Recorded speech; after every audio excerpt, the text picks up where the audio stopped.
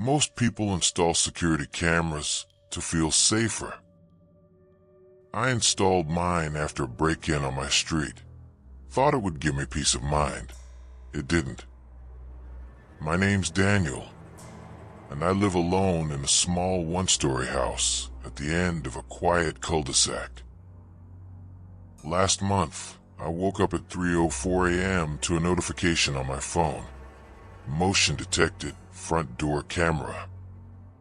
Half asleep, I made the worst decision of my life. I checked the live feed. The image was grainy in the low light, the street lamps casting pale halos on the asphalt. At first, I didn't see anything, just my empty driveway and the faint sway of the trees. Then movement. A figure stepped into view. Not walking from the street, but emerging from the side of my house. They were tall, thin, wearing a hoodie pulled tight around their face. They stood there, perfectly still, for almost 30 seconds. Then they looked directly into the camera. No expression, no movement, just that fixed, unblinking stare. Then the feed glitched for a second. When it came back, the driveway was empty again. I was wide awake now, heart pounding. I told myself maybe it was a glitch. Maybe the camera had frozen on an old frame.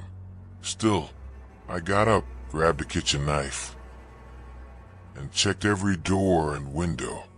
Locked. I almost convinced myself to go back to sleep. Then another notification. Motion detected, backyard camera. This time, I didn't want to look. But I did. The figure was in my backyard. Same hoodie, same blank stare. Only now they were closer, much closer. They stood at the back door, just feet from where I was sitting. One hand pressed against the glass. The feed glitched again. When it returned, the backyard was empty.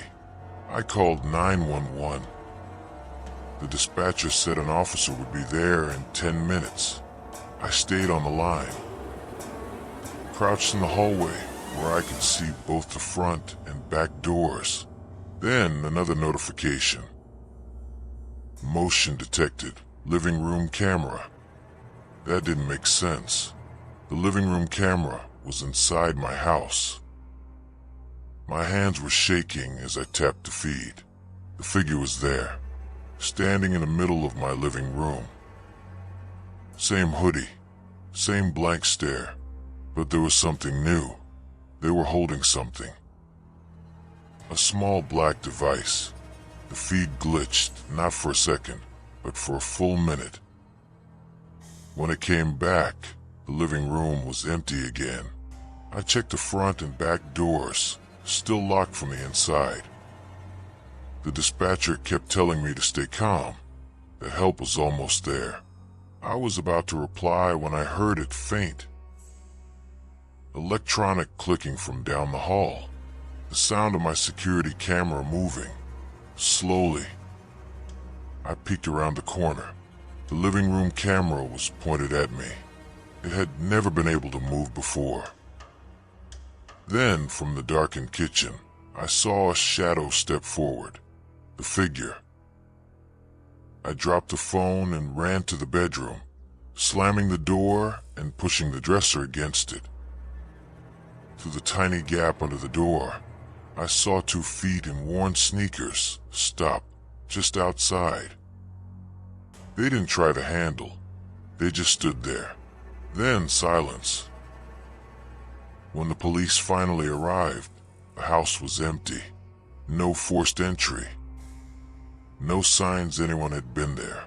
They checked my cameras. Every single feed had been wiped. Except one. The only saved clip was from 3:04 a.m. It showed me asleep in bed.